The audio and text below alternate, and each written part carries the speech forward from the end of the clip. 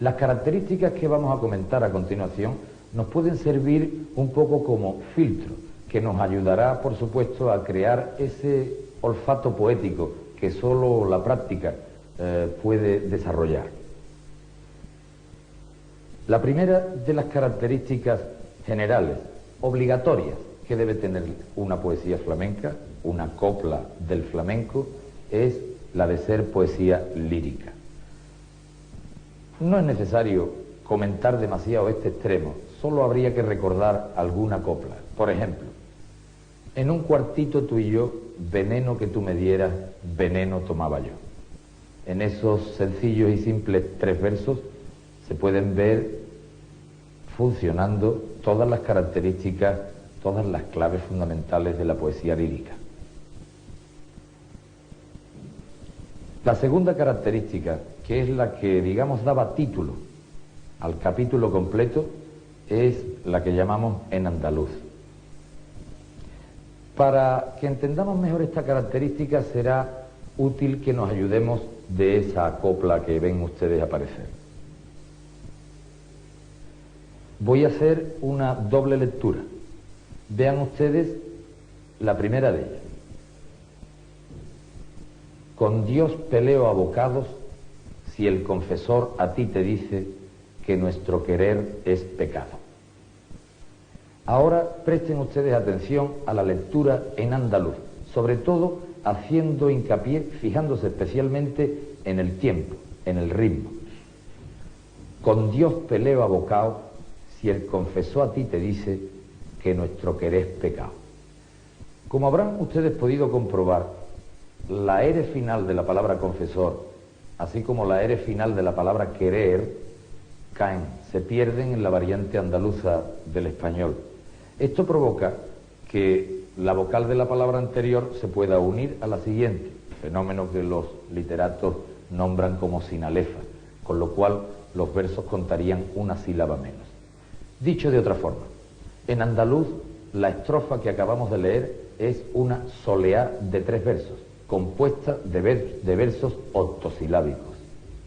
Sin embargo, en la lectura en castellano habrán podido comprobar que se trata de una copla irregular con un verso de 8 sílabas y 2 de 9 sílabas.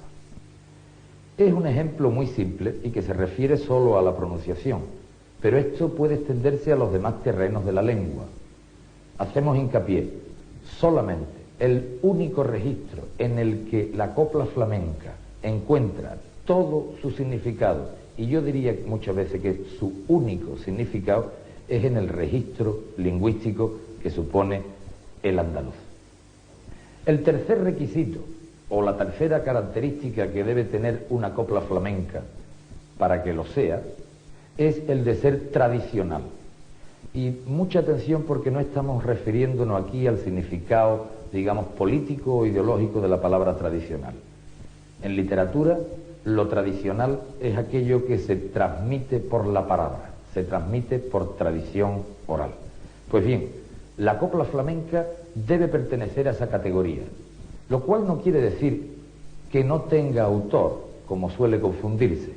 Toda copla tiene un autor, pero por ser tradicional, lo que ocurre en ella es que el autor, en el momento de componerla, la entrega al colectivo, la entrega al pueblo. El pueblo normalmente no es consciente de esa autoría y además, digamos que cuenta con todas las posibilidades de cambiarla, transformarla, remodelarla, etcétera, etcétera. Con lo cual, el resultado final de casi todas las coplas flamencas no es nunca obra de una sola persona, sino de varias personas que van interviniendo en ella. Un ejemplo muy pedagógico que nos haría imaginarnos cómo la copla se va modelando es el de los cantos rodados de los ríos.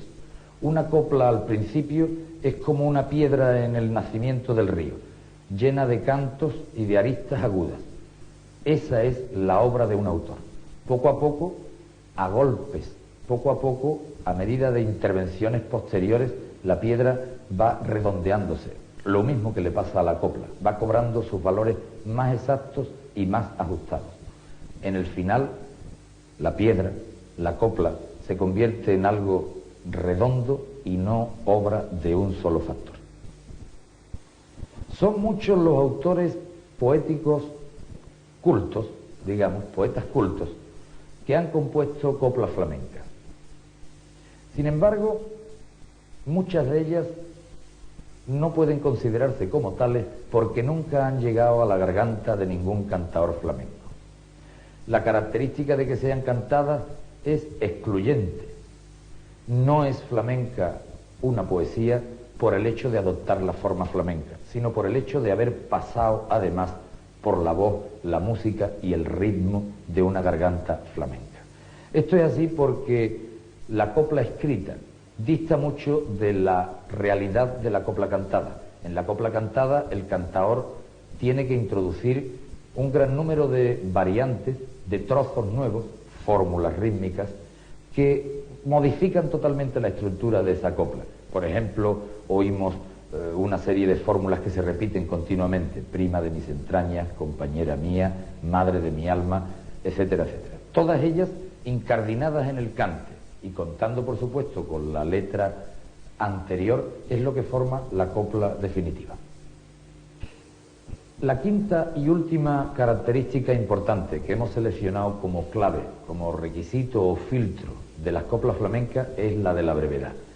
En efecto, a una copla flamenca normalmente le bastan y le sobran 3 o 4 versos, que son las estrofas más corrientes, para expresar todo lo que desea expresar. Es llamativo el hecho de que en 3 o 4 versos, en esa brevedad mínima de 3 o 4 versos, quepan la cantidad inmensa de temas que el flamenco trata. Algunas veces en esa brevísima cárcel se refleja toda una concepción del mundo, como en aquella copla: cada vez que yo me acuerdo que me tengo que morir, echo la manta en el suelo y me harto de dormir. Otras veces la copla es un simple lamento, un desgarro del hombre solo, como aquella: voy como si fuera preso, detrás camina mi sombra, delante mi pensamiento. Por cierto, una copla que oí una vez cantar a Sordera de Jerez y que él no sabía que su compositor era un poeta culto, Augusto Ferrán. La única excepción importante que existe en el flamenco entre las coplas que no cumplen la norma de la brevedad está en los romances o corridos flamencos. Lógicamente los romances son narraciones y por ello es por lo que normalmente necesitan más espacio, más palabra para desarrollar su historia.